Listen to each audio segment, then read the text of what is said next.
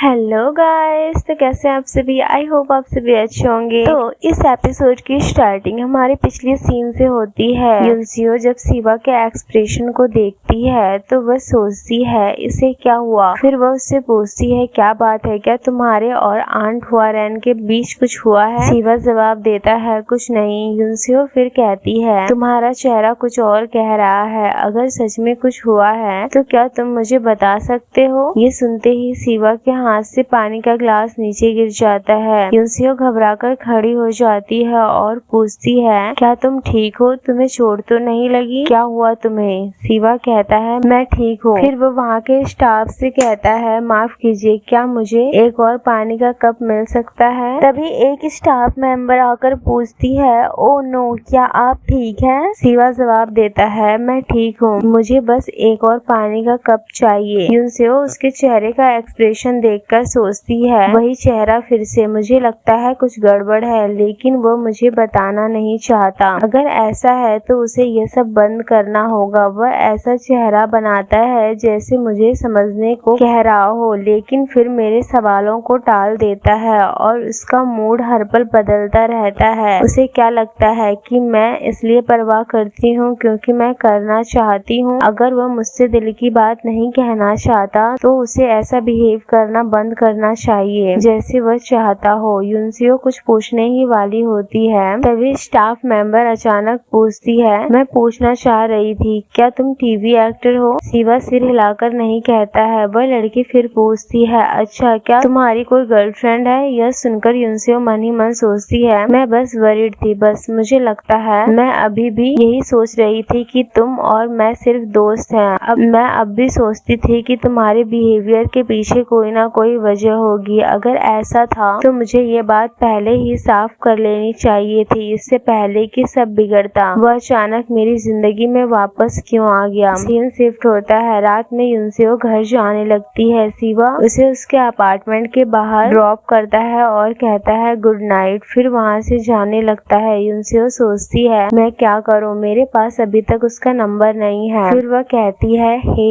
1 second. Shiva रुककर कहता है अरे हाँ, और वह अपना हाथ आगे बढ़ा देता है। युनसियो कंफ्यूज हो जाती है। वह सोचती है इसे क्या चाहिए, मेरा हाथ, और वह झिझकते हुए अपना हाथ आगे बढ़ाने लगती है। तभी शिवा कहता है तुम्हारा फोन। युनसियो एम्बैरेस्ड होकर कहती है हाँ बिल्कुल। फिर वह अपने हाथ से अपने फेस पर पंखा करते हुए बड़बड़ाने लगती है यार मीट खाने से सच में बहुत एनर्जी मिलती है ना। इंसानों को अपने शरीर को गर्म रखने के लिए खाना चाहिए। शायद मौसम इसलिए गर्म लग रहा है क्योंकि अब स्प्रिंग आ गया है। उधर शिवा चुपचाप उसके फोन में अपना नंबर डायल कर रहा था। युनसियो बोलती है अब सोचती हूँ तो हमें सच में खाना खाने की जरूरत भी नहीं रही है ना, मुझे अभी थोड़ा ज्यादा गर्मी लग रहा है। जैसे ही शिवा नंबर सेव करने लगता है वह देखता है उसका कॉन्टैक्ट नाम डोंट कॉल के नाम से सेव था। यह देखकर वह शॉक्ड हो जाता है। फिर वह उस नाम को हटाकर अपना नाम शिवा से सेव कर देता है और कहता है ये लो, कॉल उठाकर देखो। युनसियो समझ नहीं पाती लेकिन कॉल पिक कर लेती है। तभी शिवा स्माइल करके कहता है तुम जब चाहो मुझे कॉल कर सकती हो। नेक्स्ट सीन में युनसियो अपने अपार्टमेंट के अंदर होती है। वह शिवा का नंबर देखती है और अचानक शॉक हो जाती है। वह सोचती है तो उसका नंबर बदला ही नहीं, मुझे लगा था मैं उसे पूरी तरह भूल चुकी हूँ, लेकिन मैंने उसे तुरंत पहचान लिया। तभी उसे एहसास हुआ उसने अपना नंबर तो रखा लेकिन मेरे सारे कॉल्स और मैसेजेस को जानबूझकर इग्नोर किया। वह सच में हमेशा वही करता है जो उसका मन करता है। मैं पागलों की तरह परेशान होती रही, सोचती रही कि शायद मुझसे कोई गलती हुई या उसके साथ कुछ बुरा हो गया। एक बार फिर मैं ही हूँ जो बस केयर करता है। तभी शिवा का मैसेज आता है स्वीट ड्रीम, और फिर सीन शिफ्ट होकर शिवा के घर पर पहुँचता है। जैसे ही वह घर के अंदर जाता है उसकी नजर एक फोटो फ्रेम पर पड़ती है जिसमें शिवा अपने मॉम डैड के साथ था। तभी एक लेडी वहाँ आती है और कहती है तुम घर आ गए, तुम्हें अंदाजा भी है तुम्हारे इस तरह गुस्से में बाहर निकल जाने के बाद तुम्हारे डैड और मैं कितने परेशान थे, तुमने फोन भी नहीं उठाया। शिवा अपना चेहरा दूसरी तरफ किए खड़ा रहता है। वह लेडी उसका हाथ पकड़कर उसका चेहरा अपनी तरफ घुमाती है और कहती है देखो मैं समझती हूँ कि ये तुम्हारे लिए बहुत हार्ड है, मैं बिल्कुल समझती हूँ, बट शिवा मेरी बात सुनो। शिवा झटके से उसका हाथ हटा देता है और गुस्से में कहता है है, ऐसा एक्ट मत करो जैसे तुम मेरे लिए कोई मायने रखती हो। सच कहूँ तो तुम्हें देखकर मेरा मन करता है कि मैं तुम्हारी जान ले लूं। ये सुनकर वह लेडी स्माइल कर देती है और कहती है, तुम इस सिचुएशन को एक्सेप्ट क्यों नहीं कर लेते? तुम्हारा इस तरह अकेले गुस्सा करने से कुछ नहीं बदलेगा। शिवा गुस्से में अपने रूम में चला जाता है और दरवाजा जोर से बंद कर लेता है। वह लेडी धीरे से कहती है, उसमें पसंद करने लायक एक भी चीज नहीं है, वह बिल्कुल अपनी माँ की कार्बन कॉपी है। वह लड़की शिवा की स्टेप मॉम रहती है। नेक्स्ट सीन में हमें शिवा को दिखाया जाता है जिसकी अचानक नींद लग गई थी। अपने ड्रीम में वह देखता है कि उसकी मॉम उससे कह रही थी, शिवा वेट प्लीज मत जाओ, तुम ही हो, तुम ही तो मेरे पास सब कुछ हो। तभी अचानक कोई आता है और उसके गाल पर जोर से एक थप्पड़ मारता है। वह गुस्से में चिल्लाते हुए कहता है, ये सब तुम्हारी गलती है, तुमने ही अपनी मॉम के साथ वो किया, सब तुम्हारी गलती है, सब तुम्हारी गलती है कि हुआरेन की डेथ हो चुकी है। फिर उसकी स्टेप मॉम की आवाज गूंजने लगती है, देखो तुम्हारा अकेले गुस्सा करने से कुछ नहीं बदलेगा। इन सभी बातों को याद करते करते अचानक शिवा की नींद खुल जाती है। उसकी सांसें तेज चल रही थी और वह पूरी तरह घबराया हुआ था। सीन शिफ्ट होता है। युनसियो अपने क्लासमेट्स के साथ पार्टी एंजॉय कर रही होती है। उसकी फ्रेंड हीरेंग पूरी तरह ड्रंक होकर सबके साथ डांस कर रही होती है। उसे देखकर युनसियो मन ही मन सोचती है, हीरेंग सच में कमाल की है। तभी पास बैठी कुछ लड़कियां नए ट्रांसफर स्टूडेंट शिवा के बारे में बात करने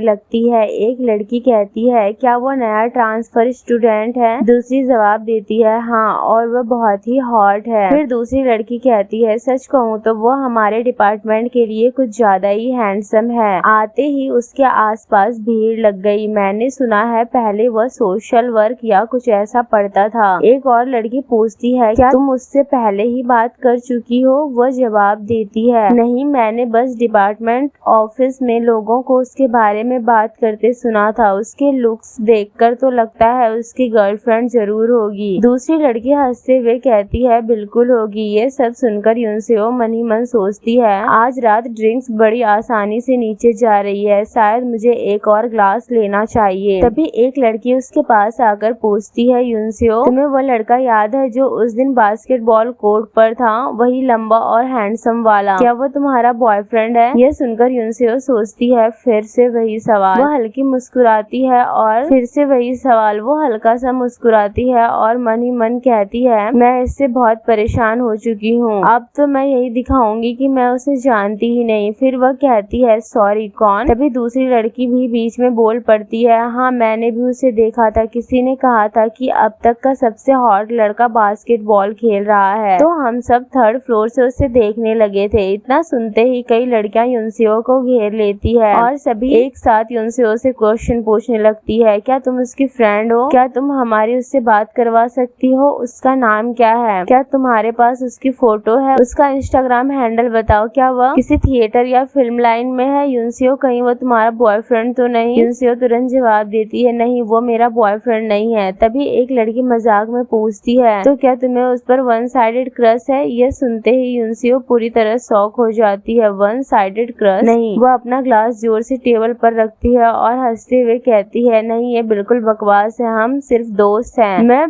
प्रॉमिस करती हूँ हमारे बीच ऐसा कुछ भी नहीं है, हम बचपन से एक दूसरे को जानते हैं, इसलिए साथ दिख जाते हैं, बस इतनी सी बात है। फिर वह मन ही मन खुद से कहती है, हाँ, यही सच है, हम सिर्फ फ्रेंड हैं। तभी सामने वाली लड़की अपना फोन आगे बढ़ाकर कहती है, तो फिर उसका नंबर ही दे दो। युनसियो मुस्कुराकर मना कर देती है, सॉरी, मुझे नहीं लगता उसे यह पसंद आएगा। कुछ देर बाद युनसियो पार्टी से बाहर निकल जाती है। ठंडी हवा चलते ही वह सोचती है, रातें अभी भी थोड़ी ठंडी है। वह अपना फोन निकालकर मैसेज चेक करती है, लेकिन कोई जवाब नहीं आया होता। मुझे पहले से पता था वो जवाब नहीं देगा, मैं ही बेवकूफ थी जो एक पल के लिए उस पर भरोसा कर बैठी। उसी समय पास में कुछ लड़कों की बहस की आवाज आती है। एक लड़का गुस्से में कह रहा होता है, अरे तुमने मुझे चोट पहुंचाई है, कम से कम माफी तो मांगो। यूनसियो चुपचाप उनकी तरफ देखने लगती है और सोचती है, हे भगवान, ये तो हमारे डिपार्टमेंट के सीनियर्स हैं। तभी उसकी नजर सामने खड़े एक लड़के पर पड़ती है जिसने कैप पहन रखी होती है। ये कौन है? अचानक वह लड़का सिर ऊपर उठाता है। यूनसियो की आंखें फैल जाती है। क्या उसने अभी मुझे देखा? क्या वह कोई फ्रेशमैन है? वो सामने हो रही बहस को ध्यान से सुनती है और उसे लगता है कि मामला कभी भी लड़ाई में बदल सकता है। मुझे पहले किसी को बुलाना होगा। वो पीछे मुड़कर देखती है, वहाँ काफी लोग मौजूद होते हैं, लेकिन सभी ऐसा बर्ताव कर रहे थे जैसे कुछ हुआ ही ना हो। ये सब जानबूझकर इसे इग्नोर कर रहे हैं। यूनसियो हिम्मत करके उनकी तरफ बढ़ती है। Excuse me. इतने में वो देखती है कि वह लड़का उन सभी लड़कों को पीटकर दूर कर देता है। एक लड़का तो यूनसियो के सामने आकर टेबल पर गिरता है। यूनसियो कहती है, क्या इसने टेबल तक तोड़ दी? तभी वो लड़का वहाँ से जाने लगता है। यूनसियो उससे पूछती है, क्या तुम ठीक हो? लेकिन वह लड़का बिना कुछ कहे आगे बढ़ जाता है और जाते जाते यूनसियो को हल्का सा धक्का दे देता है। यूनसियो कहती है, क्या? ये बिना सॉरी बोले ही चला गया। उसी समय उसकी फ्रेंड हीरेन दौड़ते हुए उसके पास आती है। यूनसियो, क्या तुम ठीक हो? पीछे जा रहा वह लड़का भी रुककर उनकी बातें सुनने लगता है। हीरेन घबराकर पूछती है, क्या हुआ? क्या उस आदमी ने तुम्हें मारा? यूनसियो सिर हिलाकर नहीं कहती है, हम बस एक दूसरे से टकरा गए थे। लड़की फिर पूछती है, सच में? पक्का तुम्हें कहीं चोट तो नहीं लगी? यूनसियो मुस्कुराकर जवाब देती है, नहीं, मैं ठीक हूँ। हीरेन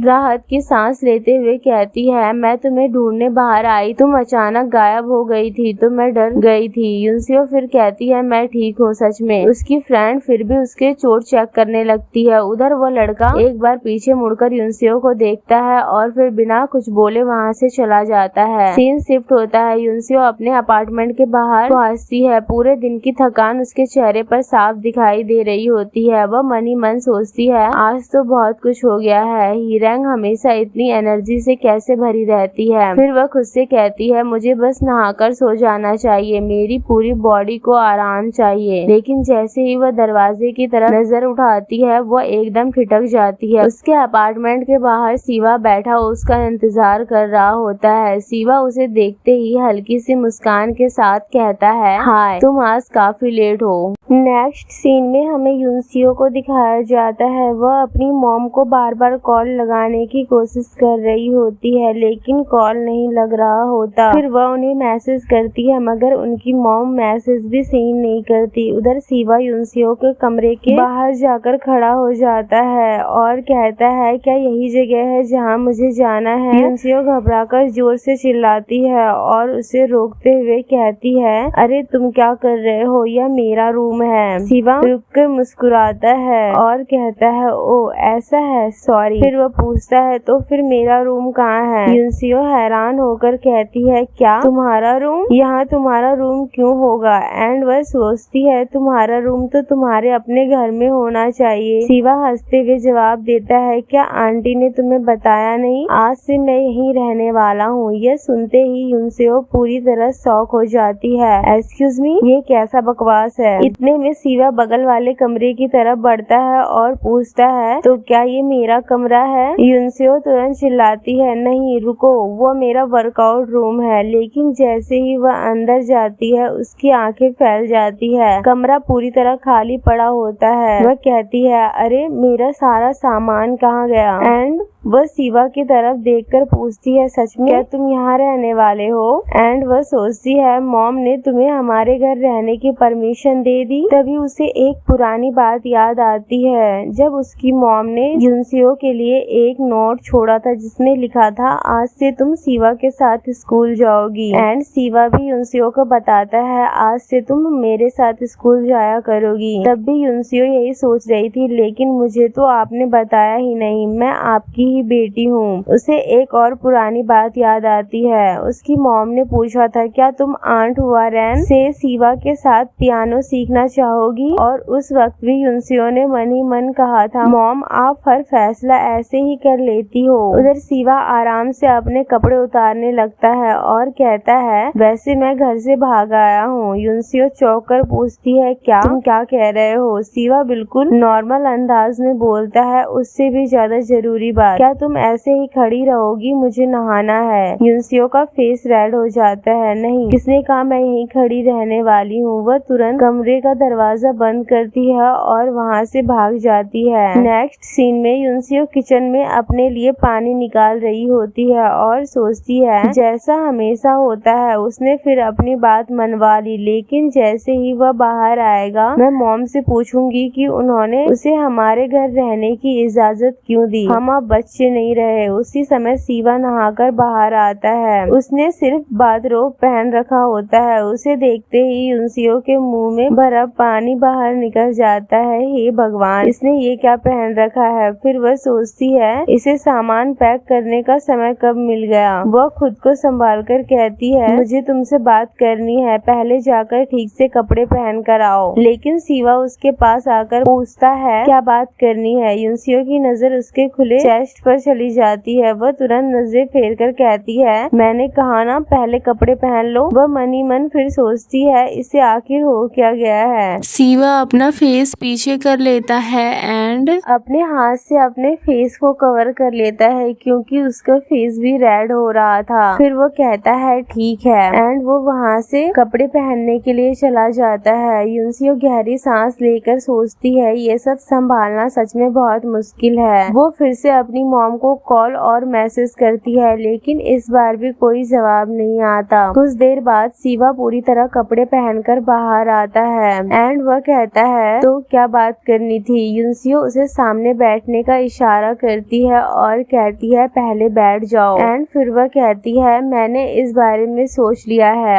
अब चाहे जो भी हो तुम्हारा यहाँ रहना तो तय हो चुका है, लेकिन मैं कुछ नियम बनाना चाहती हूँ ताकि हम दोनों में से कोई भी अनकंफर्टेबल फील ना करे। तुम्हारे लिए भी यही बेहतर होगा। सीवा स्माइल करते हुए कहता है तुमने इसे उम्मीद से ज्यादा जल्दी एक्सेप्ट कर लिया। मैंने तो सोचा था तुम मुझे कपड़े भी नहीं पहनने दोगी और घर से बाहर निकाल दोगी। मैं तो सच में डर गया था। युनसियो कुछ नहीं कहती, वह सिर्फ सीवा की वही बात याद करती है मैं घर से भाग आया हूँ एंड वह सोचती है उसके घर पर जरूर बहुत कुछ बड़ा हुआ है, लेकिन वह मुझे बताना क्यों नहीं चाहता। हालांकि मैं श्योर नहीं हूँ कि वह सच में घर से भाग आया है या फिर वह बस कह रहा है। कितनी बुरी बात है जो वो मुझे कुछ बताना नहीं चाहता। सीवा कहता है ठीक है अपने नियम लिखो। युनसियो एक कागज पर लिखती है साथ रहने के नियम, हमेशा पूरे कपड़े पहनकर रहना, बिना वजह बाथरूम में नहीं घूमना, मेरे या किसी और के बेडरूम का दरवाजा बिना परमिशन मत खोलना, स्कूल में ये दिखावा मत करना कि तुम मुझे जानते हो। सब लिखने के बाद वह कहती है फिलहाल बस इतने ही, अगर बाद में जरूरत पड़ी तो और नियम जोड़ दूंगी। सीवा उसके हाथ से पेन लेता है और स्माइल करते हुए कहता है अब मेरी बारी। फिर वह भी एक रूल लिखता है दिन में एक बार जो भी मैं कहूँगा बस तुम मेरे साथ करोगी। युनसियो ये पढ़कर कहती है दिन में एक बार साथ में क्या करना है, इसका मतलब क्या है। एंड फिर वो मासूम सा चेहरा बनाकर कहता है अकेले खाना खाता हूँ तो बहुत अकेलापन फील होता है। तुम जानती हो मुझे कोरियन नहीं आता इसलिए मेरे कोई दोस्त भी नहीं है। युनसियो उसकी बकवास सुनकर कहती है सोचती हूँ तुम तो बहुत ठीक कोरियन बोल रहे हो। फिर वह कहती है ये बेवकूफी भरा झूठ तुम कब तक बोलते रहोगे। सीवा कहता है मैंने कब झूठ बोला। युनसियो कहती है जो भी हो मुझे नहीं करना, तुम्हारे और भी दोस्त है उनके साथ जाकर खा लो। एंड वह सोचती है क्या ये बहुत ज्यादा मीन बातें थी। फिर सीवा अपना टी शर्ट को उतारते हुए कहता है तो फिर मैं भी तुम्हारे नियम नहीं मानूंगा। ये सब देखकर युनसियो बिल्कुल रेड एंड शॉक हो जाती है।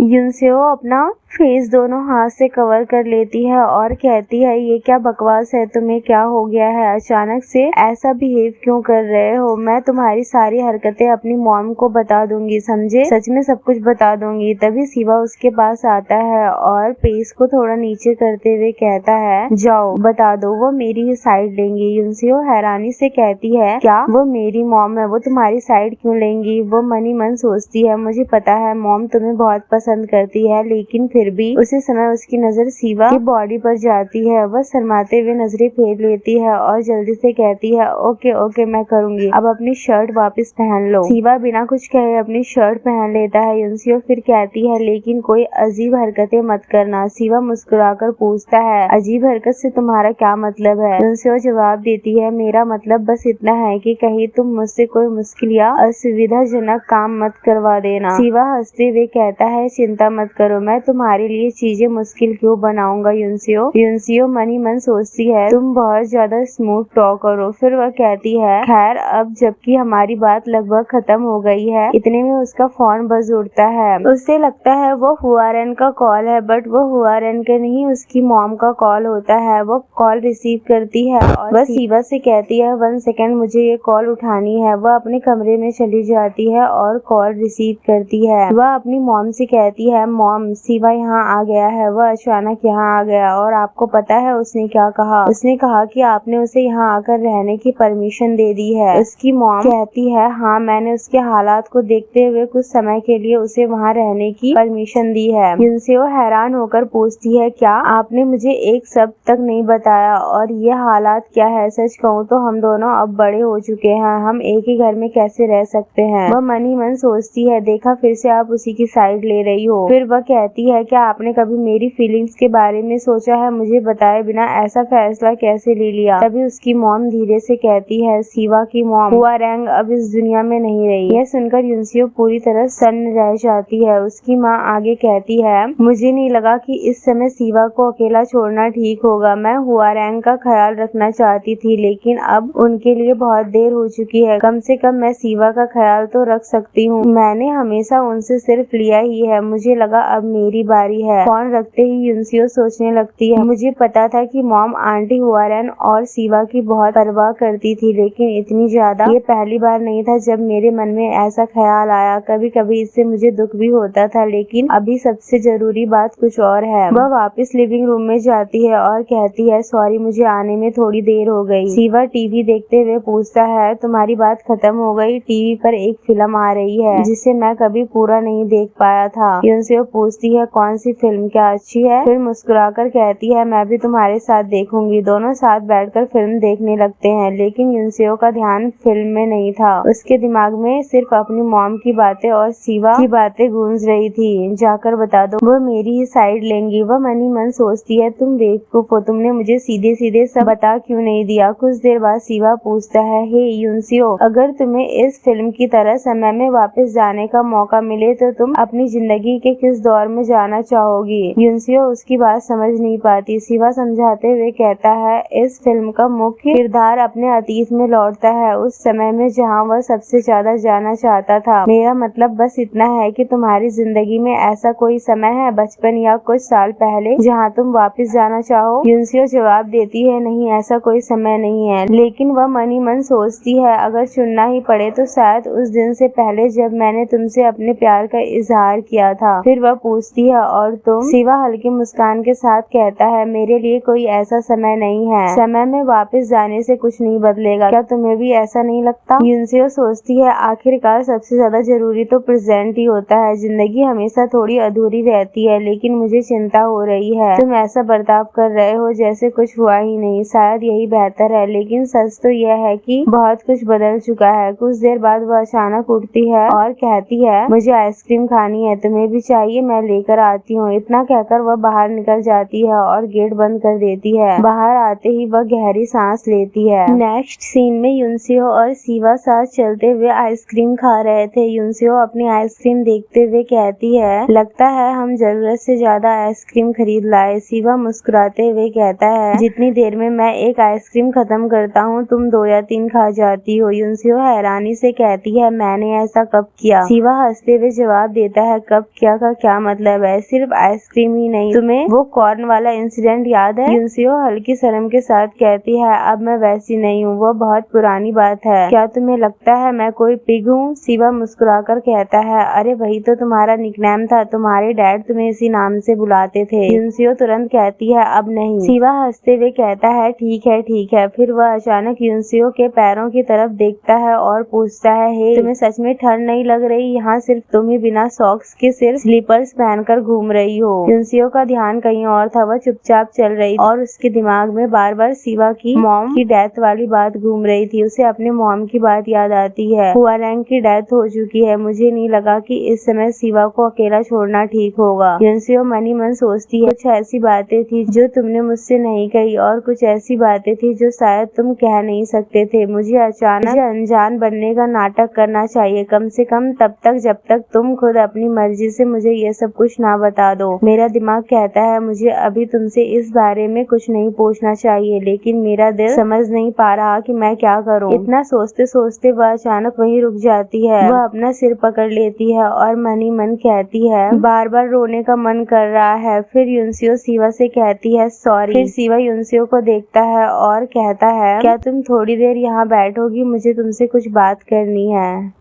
नेक्स्ट सीन में शिवा और युनसियो पास की एक बेंच पर बैठकर आइसक्रीम खाने लगते हैं। युनसियो बार बार शिवा की तरफ देख रही थी, उसके दिमाग में सिर्फ एक ही सवाल घूम रहा था, क्या वो मुझे आंट हुआरैंग के बारे में बताना चाहता है? अगर ऐसा है तो मैं क्या करूं, क्या बोलूं जिससे उसे थोड़ा सुकून मिले, मुझे क्या करना चाहिए? इन्हीं ख्यालों में खोई हुई वह लगातार शिवा को घूरती रहती है। तभी शिवा हल्की मुस्कान के साथ कहता है अगर तुम मुझे ऐसे ही घूरती रही तो मेरे चेहरे में होल हो जाएगा। युनसियो चौंक जाती है, क्या? शिवा मुस्कुराकर कहता है तुम लगातार मुझे देखी जा रही हो। मैंने दिखाने की कोशिश की कि मैंने नोटिस नहीं किया, लेकिन अब इग्नोर नहीं कर पा रहा। युनसियो कहती है मैंने कब? शिवा कुछ पल चुप रहता है, फिर धीरे से कहता है तुमने सब कुछ सुन लिया है ना मेरी मॉम के बारे में? युनसियो धीरे से सिर हिलाती है, हाँ। I am sorry. शिवा शांत आवाज में कहता है तुम्हें मुझसे माफी मांगने की कोई जरूरत नहीं है। युनसियो कुछ नहीं कह पाती एंड सोचती है मुझे समझ नहीं आ रहा मैं क्या करूं एंड क्या कहूं। बेशक वो ठीक नहीं है, लेकिन मैं उससे सीधे सीधे नहीं पूछ सकती कि क्या हुआ था। ऐसा लगेगा जैसे मैं उससे पूछताछ कर रही हूँ। इस वक्त मैं जो भी कहूँगी शायद उसमें से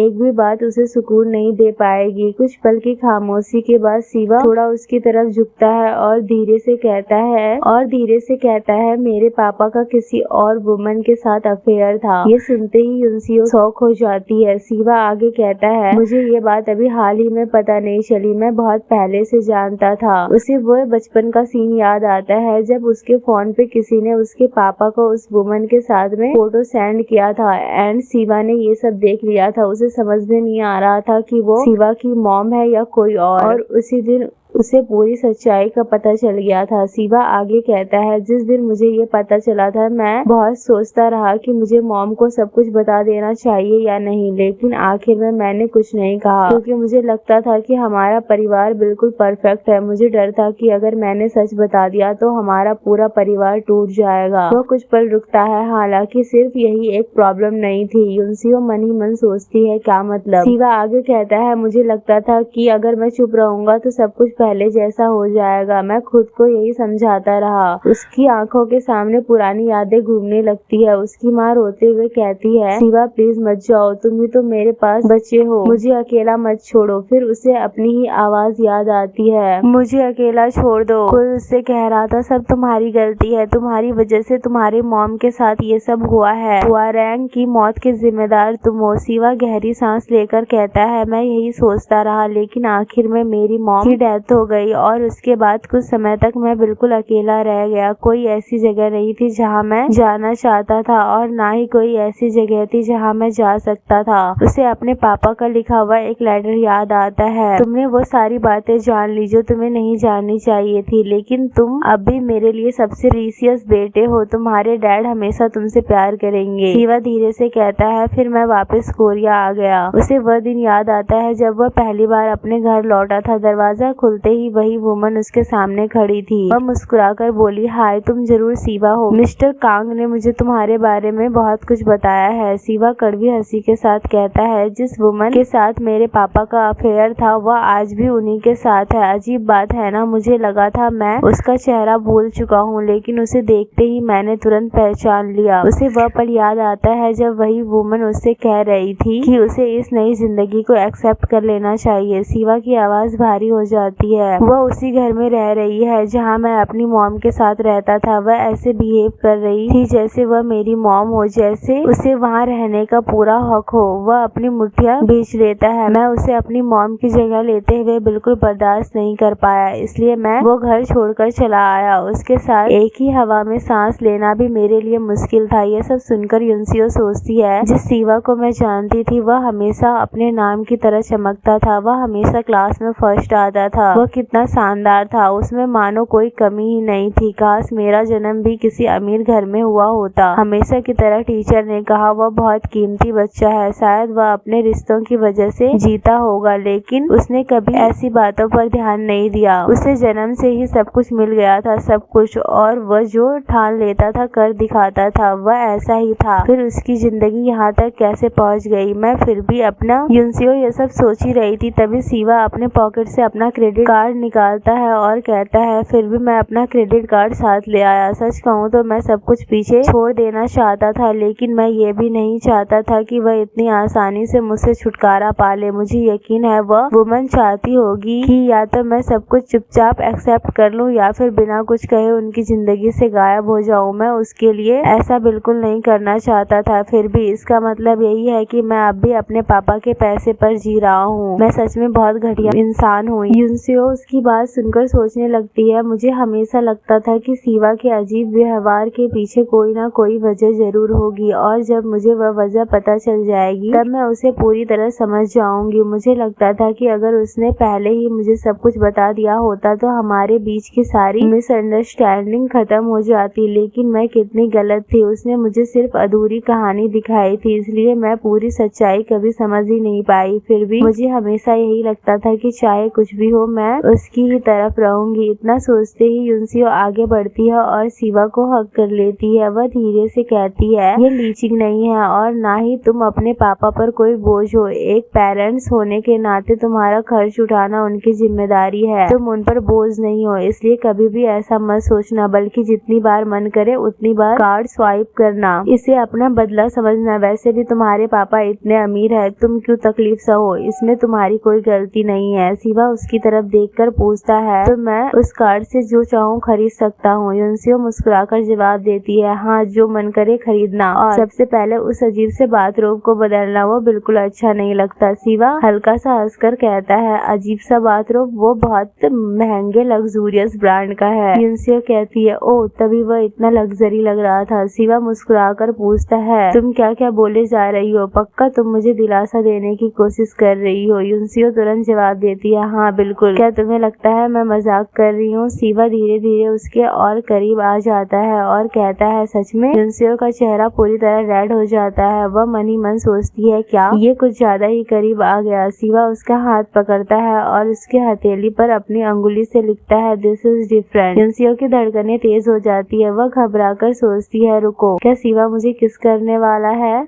जैसे ही सिवा युनसियो के पास आता है, युनसियो सोचती है क्या मैं सिवा को किस करने वाली हूँ। तभी अचानक सिवा को ध्यान आता है कि वह क्या कर रहा है, एंड वह युनसियो को पुश कर देता है और उससे कहता है ओह मुझसे मिस्टेक हो गई। ये सुनकर युनसियो बिल्कुल शॉक हो जाती है। सिवा उठता है एंड सामान उठाते हुए कहता है चलो चलते हैं। अपार्टमेंट पर पहुंचकर वो युनसियो को गुड नाइट कहता है और सीधे अपने रूम में चला जाता है। अपने रूम में जाने के बाद वो गेट बंद करता है और खुद से कहता है यकीन नहीं होता कि मैंने ऐसा कर दिया। एंड वह पास्ट का एक सीन याद करता है जब सिवा और उसके साथ दो और लड़के थे, तीनों ग्राउंड के चक्कर लगा रहे थे। तभी टीचर दूसरे स्टूडेंट्स से कहते हैं अगर तुम लोगों की लैब्स पूरी हो गई हो तो वापस अंदर जा सकते हो। तभी दोनों लड़के आपस में बात करने लगते हैं क्या हमें लैब्स लगवाकर सजा देना हमारे ह्यूमन राइट्स का वायलेशन नहीं है, क्या इसकी शिकायत नहीं कर सकते। तभी दूसरा लड़का कहता है हाँ हमें तो हमेशा दौड़ना पड़ता है, जबकि सिवा को हमेशा अलग छूट मिल जाती है, जबकि वह बीमार भी नहीं है। मुझे तो उससे बहुत जलन होती है। उसका कंपटीशन आने वाला है। तभी दूसरा लड़का कहता है ऐसा नहीं है कि तुम हाथों के बल दौड़ते हो। तभी युनसियो आती है और उन दोनों को धक्का देकर गिरा देती है। वो दोनों लड़के कहते हैं सर हमें नहीं, युनसियो को पनिशमेंट दीजिए। युनसियो सीवा से कहती है तुम्हें गुस्सा नहीं आता, मुझे उन्हें और जोर से धक्का देना चाहिए था। सीवा उसकी बातें सुनकर सोचता है क्या वो मुझसे बात कर रही है। फिर वो युनसियो से पूछता है मुझसे। युनसियो चिढ़ते हुए कहती है हाँ तुमसे ही। जब वो ऐसी बातें करते हैं तब तुम हमेशा चुप क्यों हो जाते हो? अगर तुम बस एक बार उन्हें जवाब दे दो तो वो हमेशा के लिए चुप हो जाएंगे, क्योंकि पता नहीं वह मेरी बातों को कितना बढ़ा चढ़ाकर फैलाएंगे। फिर उसका असर मेरे मॉम और डैड पर पड़ेगा, इसलिए उन्हें इग्नोर करना ही बेहतर है। युनसियो मुंह बना लेती है। सीवा सोचता है वैसे भी मुझे नहीं लगा कि ऐसी बातों पर गुस्सा करना चाहिए। फिर युनसियो कहती है तो फिर तुम्हारी तरफ से मैं गुस्सा करूंगी क्योंकि मैं तुम्हारी साइड हूँ। सीवा को ये सारी बातें याद आती है और उसके साथ उसे वह पल भी याद आता है जब युनसियो ने उसे हक किया था। ये सब याद करते हुए सीवा खुद से कहता है वह सच में जरा भी नहीं बदली, युनसियो अब भी मुझे पसंद करती है। सीन शिफ्ट होता है नेक्स्ट सीन में। युनसियो अपने फ्रेंड के साथ क्लास में होती है। प्रोफेसर कहते हैं प्रैक्टिकल हॉर्टिकल्चर के फाइनल एग्जाम के लिए तुम्हें फोटोज के साथ एक हॉर्टिकल्चर डायरी जमा करनी होगी। इस सेमेस्टर में हम फर्स्ट एड और CPR की थ्योरी और प्रैक्टिकल दोनों पढ़ेंगे। प्रोफेसर ये सब बोल रहे होते हैं लेकिन युनसियो का ध्यान कहीं और होता है। वो उस सीन को याद कर रही होती है जब सीवा उसके बहुत करीब था। उसे समझ नहीं आ रहा था कि वह ड्रीम था या रियलिटी। वो खुद से कहती है क्या वह सपना था? मैं और सीवा मुझे किस करने वाला था। फिर उसे सीवा की बात याद आती है, ये एक मिस्टेक था। ये सब याद करके उसका दिमाग पूरी तरह उलझ जाता है। तभी उसकी एक फ्रेंड पूछती है क्या तुम यही वाला खरीदने वाली हो? युनसियो चिल्लाती है व्हाट द हेल। फिर उसका ध्यान अपने फ्रेंड्स की तरफ जाता है। वह देखती है कि दोनों उसके साथ ही खड़ी थी। युनसियो कहती है मेरा मतलब ये क्या यार, ये सारे फ्लावर्स इतने सुंदर है कि मैं एक चूज ही नहीं कर पा रही। ये सुनकर हीरैंग कहती है अच्छा ऐसा है। फिर युनसियो फ्लावर्स की तरफ देखते हुए कहती है मैंने कहा था ना, ऐसा प्लांट चुनो जिसे उगाना आसान हो, इनमें से कौन सा ठीक रहेगा। तभी उसकी नजर एक प्लांट पर जाती है जो उसे काफी सस्ता लगता है। वो उसे पिक कर लेती है और सोचती है सस्ता वाला लेना ही बेहतर रहेगा, अगर खराब हो गया तो बाद में बदल भी सकती हूँ। तभी वहाँ की स्टाफ लेडी कहती है ओ ये बेगोनिया है, इसे उगाना आसान है और इसकी प्राइस भी ठीक है। अच्छी चॉइस है तुम्हारी, लगभग एक हफ्ते में इसमें से फूल खिल जाएंगे। युनसियो पूछती है सच में? तो फिर मैं यही लूंगी। तभी वो लेडी कहती है वैसे बता दूं बेगोनिया अनरिक्वायर्ड लव को रिप्रेजेंट करता है, इसी वजह से यह गर्ल्स में बहुत पॉपुलर है। क्या आप इसे काउंटर पर रख देंगी? जब आपकी दोस्त भी अपना प्लांट चुन लेंगी तब मैं दोनों का बिल बना दूंगी। युनसियो प्लांट को रखते हुए कहती है नहीं मैं अभी कुछ और भी देखूंगी। तभी उनकी दोनों फ्रेंड भी अपना अपना प्लांट चूज करने लगती है। वो आपस में बात करने लगती है ये वाला कैसा रहेगा, ये थोड़ा अलग है, इसे उगाना कितना मुश्किल है और इसका मतलब क्या होता है। तभी दूसरी लड़की कहती है इसे उगाना थोड़ा कठिन हो सकता है, स्कूल प्रोजेक्ट के लिए ये ठीक नहीं रहेगा। युनसियो की फ्रेंड हीरैंग कोई मुश्किल सा प्लांट ढूंढ रही थी जिसे ग्रो करना डिफिकल्ट हो। एंड ये सब सुनकर युनसियो सोचती है सच में लगता है इसे तो चैलेंज पसंद आ गया है। फिर वह उस प्लांट को दोबारा देखती है और सोचती है अनरिक्वायर्ड लव। वो सिर हिलाते हुए कहती है नहीं। फिर हीरैंग उस लेडी से पूछती है इन सब में से सबसे मुश्किल उगने वाला प्लांट कौन सा है। युनसियो अपनी ही ख्यालों में खोई हुई थी। फिर खुद से कहती है ऐसी बात नहीं है, मुझे ये सब सोचना बंद करके बस एक प्लांट चुन लेना चाहिए। वह सोचती है मैंने बाहर बहुत सारे छोटे छोटे फ्लावर पॉट्स देखे थे। तभी उसकी नजर बाहर जाती है जहाँ सीवा अपने फ्रेंड्स के साथ खड़ा होता है। उसका एक फ्रेंड कहता है देखो इसे देखो कितना क्यूट है। तभी सीवा की नजर युनसियो की तरफ जाती है। ये देखकर युनसियो तुरंत छिप जाती है। तभी उसके साथ खड़ी लड़की सीवा से कहती है देखो यहाँ एक सनफ्लावर भी है। फिर वो आपस में बात करने लगते हैं क्या सनफ्लावर गमले में उग सकता है? दूसरा कहता है हो सकता है, मुझे नहीं पता। फिर तीसरा कहता है आई एम नॉट श्योर। ये सब देखकर युनसियो सोचती है मुझे समझ नहीं आ रहा सीवा यहाँ क्या कर रहा है। वो लड़की फिर पूछती है क्या तुम्हें फ्लावर पसंद है सीवा? आमतौर पर लड़कों को इसमें इंटरेस्ट नहीं होता। युनसियो ये सब सुन रही होती है और सोचती है मैं बिना सोचे समझे छिप गई। सीवा उस लड़की को जवाब देता है मेरी मॉम को फ्लावर्स बहुत पसंद थे। फिर सीवा कहता है जब मैं छोटा था हमारे घर पे काफी सारे फ्लावर्स थे। वो लड़की कहती है तो तुम्हें फ्लावर्स के बारे में काफी जानकारी होगी, क्या तुम्हें इस फ्लावर का नाम पता है? उन लोगों की बातें चलती रहती है। तभी सीवा का एक फ्रेंड उस लड़की से कहता है हमें चलना होगा। फिर वो पूछता है क्या तुम इसलिए ऐसा बिहेव कर रही हो क्योंकि सीवा यहाँ है? फिर दूसरा लड़का कहता है ठीक कह रहे हो, चलते चलते बात कर लेंगे, हमें देर हो रही है। उनकी बातें चलती रहती है। युनसियो मन ही मन सोचती है सच में लगता है उस पर तो इसका जरा भी असर नहीं हुआ। तभी फ्लावर शॉप वाली लेडी युनसियो से पूछती है क्या तुमने डिसाइड कर लिया? युनसियो चिढ़कर कहती है उसने मुझे इतना चिढ़ा दिया है। ये सुनकर हीरेंग और शॉप वाली लेडी दोनों समझ नहीं पाती कि वो क्या कह रही है। तभी लेडी कहती है मिस। युनसियो जवाब देती है यस। फिर वह झट से एक फ्लावर पॉट उठा लेती है और कहती है मुझे ये वाला पसंद है। लेडी मुस्कुराकर कहती है लगता है आपको भी यही प्लांट पसंद आ गया। युनसियो ध्यान से देखती है उस पॉट में एक छोटा सा प्लांट था जो बिल्कुल हरे मटर जैसा दिख रहा था और उसका एक छोटा सा मुंह भी बना हुआ था। उसे देखकर युनसियो चौंक जाती है और सोचती है ये क्या है, मुंह वाला हरा मटर। एंड देन यह पार्ट यहीं पर एंड हो जाता है। नेक्स्ट एपिसोड के बारे में जानने के लिए हमारे चैनल को सब्सक्राइब करें। और हाँ, आप जितने एक्साइटेड हैं इस स्टोरी को आगे सुनने के लिए उतनी ही एक्साइटेड मैं भी हूँ। तो जितनी जल्दी हो सकेगा मैं उतनी जल्दी नेक्स्ट पार्ट को लेकर आऊंगी। तब तक के लिए bye bye, take care and मिलते हैं नेक्स्ट एपिसोड में। Love you guys, bye.